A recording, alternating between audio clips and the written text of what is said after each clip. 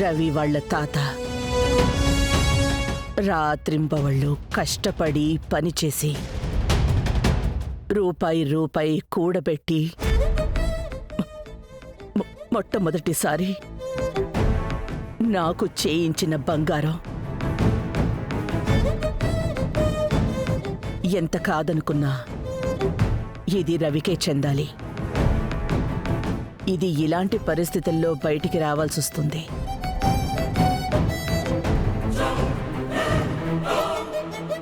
ఇది ఒకందుకు సంతోషమే.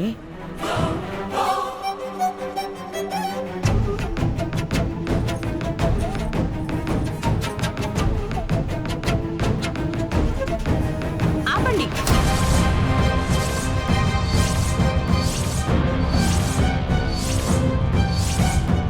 ఏం జరుగుతుంది ఇక్కడ? ఈ తాళి కాకపోతే కొట్టు నుంచి ఇంకొక తాళి తీసుకుని రండి. పూజకి టైం లేదంటే ఇంకొక రోజు పూజ పెట్టుకుందాం.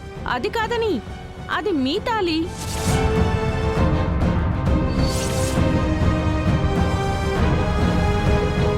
ఝాన్సీ అమ్మ, నాకు ఇది కొంచెం కూడా ఇష్టం లేదు.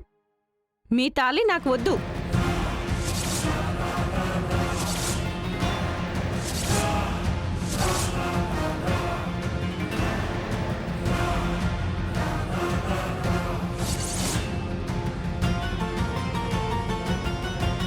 ఏయ్, ఏం మాట్లాడుతున్నావు?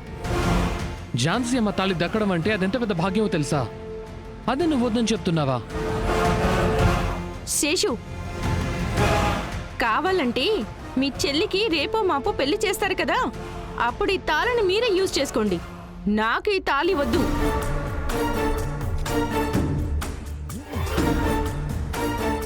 నేను ఎందుకు ఈ తాళి వద్దంటున్నాను అనేది మీకు అర్థం కావటం లేదు కదా?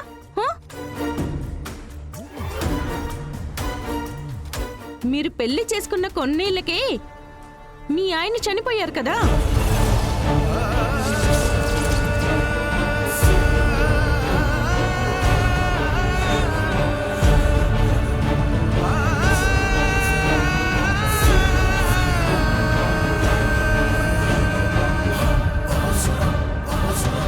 పెళ్లి జీవితంలో మీరు అన్లక్కీ అమ్మా.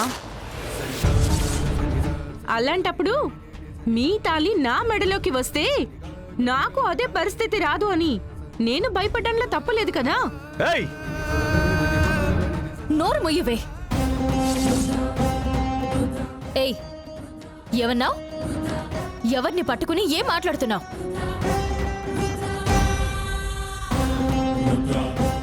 జాన్సమ్మ గురించి అసలేం తెలుసు నీకు? ఆవిడ చూసిన బ్రతుకేంటి? ఆవిడ భర్తకి ఉన్న అనుబంధం ఏంటి? ఒక్క మాటతో ఆవిడ జీవితాన్ని తీసి పడేశావు.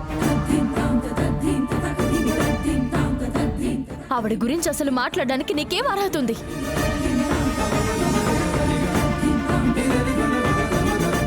ఈవిడ అన్లక్కీ. ఈవిడ వల్ల ఎంతమంది బతుకుతున్నారో తెలుసా?